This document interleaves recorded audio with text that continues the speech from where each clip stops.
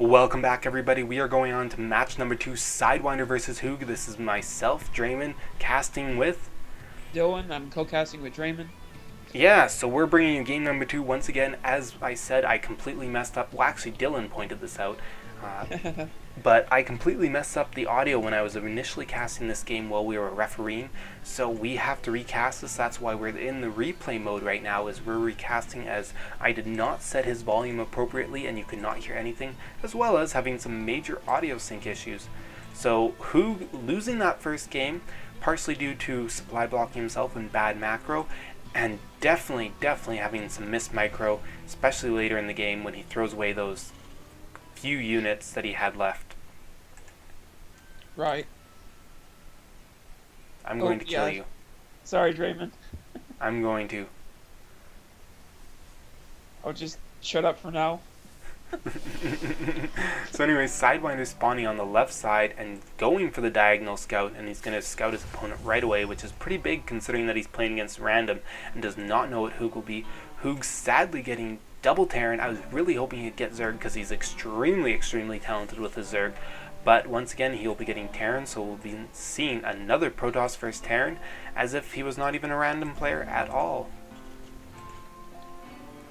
You see very standard timings, very standard builds, and yeah, we'll just talk a little bit more about that previous game. As I was saying, you know, there was definitely some mistakes with the macro, but the micro was a big one. The siege tank placement was very poor. The army placement, the engagements, not so good. Letting those charge lots get in and tear up his siege tanks and not having the ball to defend. Definitely a lot of little mistakes that just add up to losing your whole freaking army. Yeah, watching Hoog that last match, he looked a lot like he was a Silverwood player. Yeah, I don't know. He was doing so much better before. Definitely was playing a lot better. And actually rallying to all three. I'm not sure if he just forgot. Maybe he just forgot that you can't spawn in close positions by ground, or maybe he knows that and that's why he didn't go here first, but then just rallied it out of force of habit. Once again, we see Hoog taking an SCV off the line to chase the scouting probe. Once again, this is something that I do not suggest.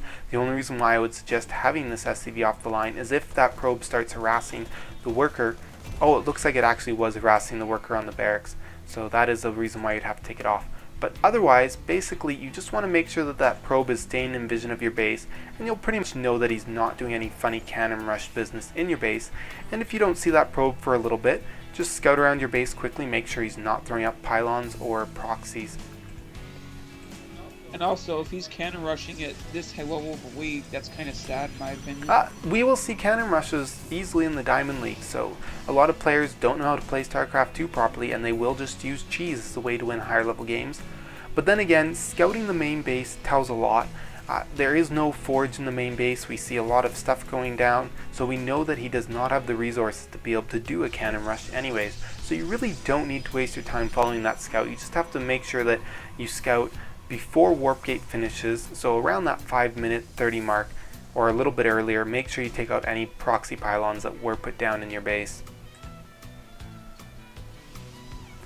Then we have 4 Marines coming out, probably take out this Zealot right here. Yeah. As we see though, Hoog falling apart in his map, getting to build workers for quite a while here. He's sitting at 16 harvesters over 23, and this is going to really hurt him, even with that orbital command and the mules, as that first mule does die, and he really needs to start producing workers again, completely forgetting about the most fundamental basic rule of StarCraft 2, which is workers. Yeah, or pylons and probes for everyone else, because everyone likes to just reference Protoss because Protoss is a great race.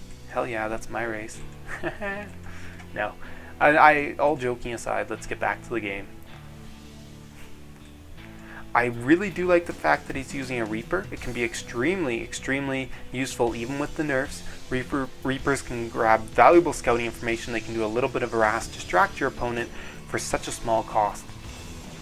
As we can see here, all of the Marines sitting in position, being outside that base, wanting to just keep the Protoss player from getting any fast expansion, but I feel like SV does not have enough Marines here. A little bit of stutter step there, but I feel like he didn't have enough Marines to really do any real damage, so of course he is retreating with those Marines, and that Reaper getting clumped in.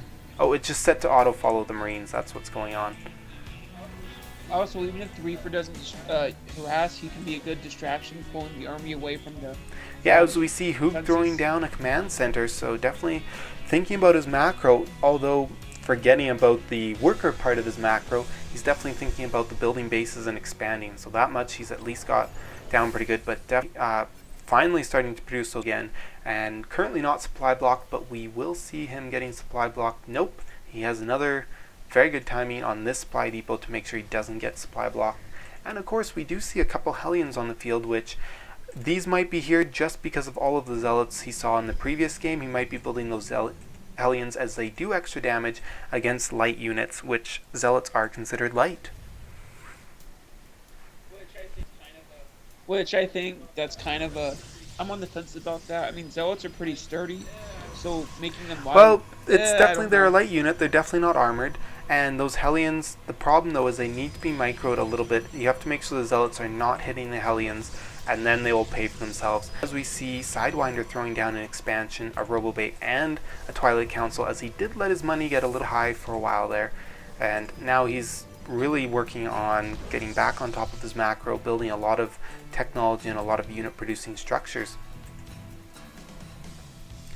And we see Hoog having a lot of fears about getting supply block, building 2 supply depots right now. And we also see he has 1 factoring out, and he's going for siege tanks again, and he's still stuck on 3 racks, but only one of them has an add-on. I'd really like Factor Core thrown down on one, float away from your ramp somewhere else. And there we go, finally seeing a bunker coming down.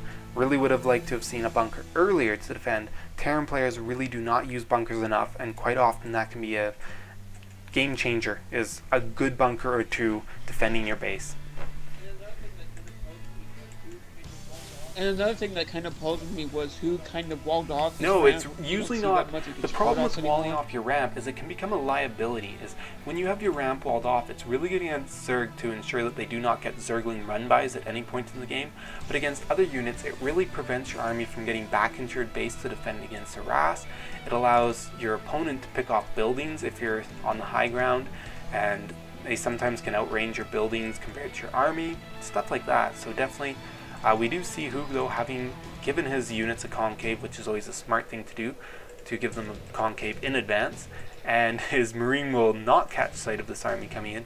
And right now, he really needs to get in that bunker, fall back to that position, and that's where he'll be the strongest. Stim being used, a bunch of force fields being laid down, doing not enough to cut off the army sizes. All units are still able to shoot as there are Zealots in front. Finally falling back to that bunker, this will allow him to hold. Maybe he should bring a SCV or 2 to repair, but no, he does not need to. And he should not continue to engage. He really should retreat and stay with that bunker. And we can see that his economy really has not done anything. He's still sitting at 22 harvesters, and he's only got 1. Oh, he does have 2 building right now, but definitely he's been really, really far behind in the harvester count and the macro game, and really he's getting further and further behind as his opponent, Sidewinder, does have his second base almost completely sapped. And we see 2 more gateways coming down, plus the Templar Archives, and of course, Sidewinder really favoring against Terran that double forge upgrade, so he has 2 forge out, but he's not using them efficiently as he's getting just 1 upgrade right now. So he's getting his ground weapons level 1, and I would just like to point out that against Terran, you want to get your armor first, not your attack. And also, Hoog is. Yeah, a lot of players won't think about this, but quite often, especially especially in the lower leagues, players will not use their observers that smartly, or they'll just get lazy with them. And a lot of times they'll just put the observer, camp it right over your army, right outside the front of your base, and they'll just sort of forget about it. And Hoog, should really take a couple seconds to just take a look here and say, oh, can I see this little bit of shimmer right here? And scan, take out that observer, and that's a big thing to be able to take out those observers and deny your opponent a lot of information.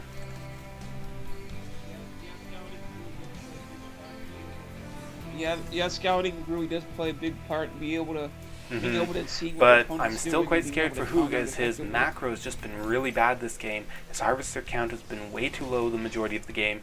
Marine Marauder only does so much against Protoss. Really need to have more options than that, as basically Protoss, after having a lot of trouble with Marine Marauder for easily 4 or 5, maybe even 6 months, of the game being out, have finally found effective ways to deal with it, and it's really not that viable of a strategy once you get into the late game to just have a Marine Marauder ball.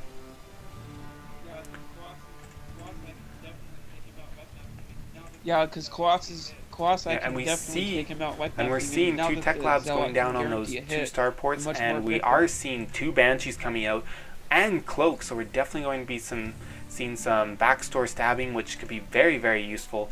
And yep, that Warp Prism is going in for a drop, presumably very soon. But definitely going back to these Banshees, this could be something that could keep him in the game and potentially pull him ahead if he uses this right. And once again, siege tank placement. I'm not a big fan of having all of your siege tanks clumped together. Really, these should be, you can leave 1 or 2 on the high ground, but you should have a couple spread out along the back here. And that Warp Prism, we're just going to watch that as it's just about to come into the base here. We're going to see what happens. Putting it in a place where it's actually useless. And he catches that finally. And there we go. Warping some Zealots. Sidewinder, almost a signature move for him. He warps in the units and then drops the other 4. And we can see Hoog having very, very poor reaction time, not pulling his workers off soon enough. And it looks like as if the other 4 Zealots will be going for... Oh, and look at this. Splitting up his Marines. That is a very, very good move. Having some Marines stay down here to defend against another drop. And oh my god, look at that. The Warp Prism goes down 3 Zealots, and oh, the 4th one dies while only killing 1 Marine. So very, very, very good job at defending that Warp Prism, but a little bit of a slip up on his main there.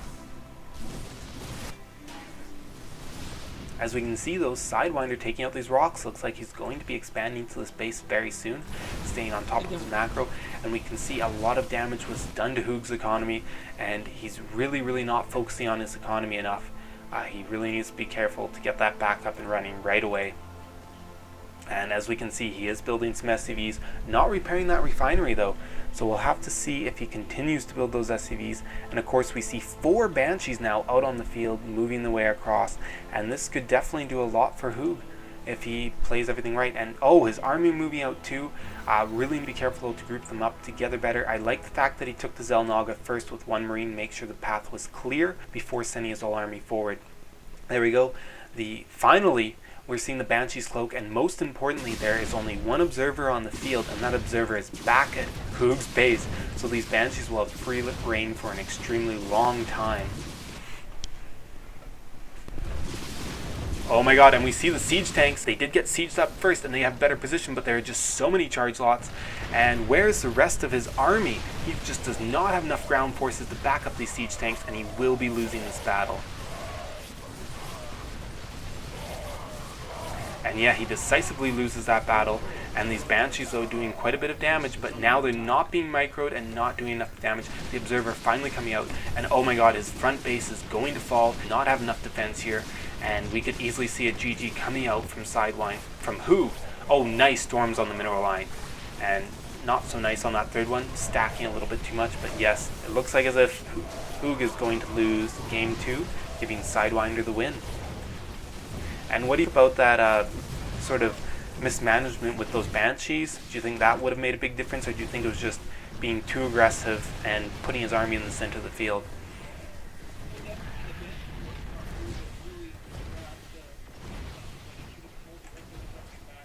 Well, definitely the Banshees were a smart move. I don't think he realized just how far he was behind in the macro game, how much weaker his army was, and really by being in the center of the map, you have not the best positional, and I think it would have done a lot if he had just stayed in his base, gotten a couple more siege tanks, spread them out better, gotten a second bunk, and I think he would have been able to hold any attack the Protoss player had, and he dealt so much damage with those Banshees that he would have brought himself into a great position in this game.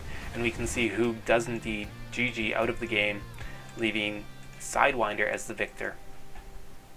And that concludes this match in the semifinals, and it looks like as if we'll be going on to a Protoss versus Protoss, Sidewinder versus White Raw, and that game will be coming up in probably a few days, as I'm going to be going out of town and will not be able to put it up on my YouTube for at least 4 or 5 days.